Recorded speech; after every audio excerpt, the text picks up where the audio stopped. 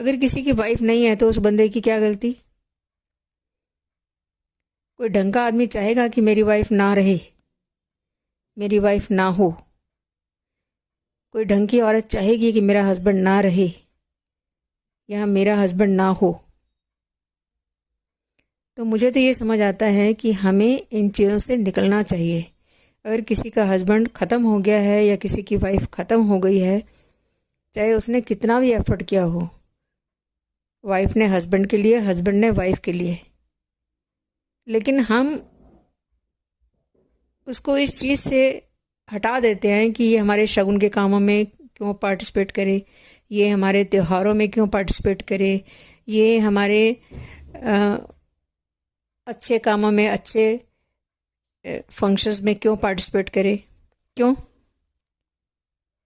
तो उनको कितना बुरा लगता होगा जब हम उस आदमी औरत को या उन बच्चों को हटा देते हैं इस चीज़ से कि नहीं नहीं तुम्हारा तो हस्बैंड नहीं है, नहीं नहीं तुम्हारी तो वाइफ नहीं है, नहीं नहीं तुम्हारा तो ये, नहीं नहीं तुम्हारा तो वो।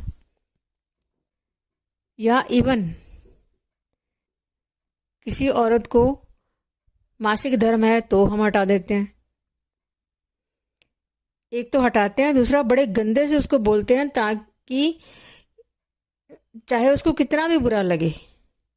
हमें ये समझ नहीं आता कि हम उसको पहले तो ये बात ना कहें कि तुम इस काम में ना पार्टिसिपेट करो, पूजा के काम में या अच्छे फंक्शंस में या किसी शगुन के काम में।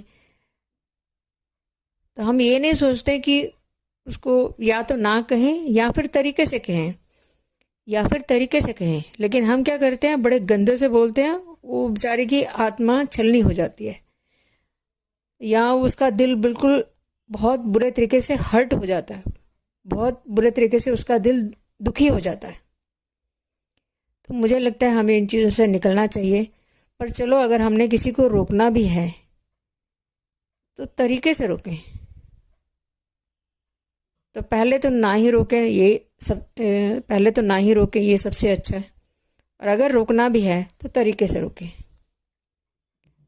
लेकिन इसकी वाइफ नहीं है, उसका हस्बैंड नहीं है, ये मासिक धर्म में है, ये है वो है करके हम बहुत गलत सोच में चले जाते हैं कि उन लोगों को बहुत हर्ट हो जाता है, बहुत दुखी हो जाते हैं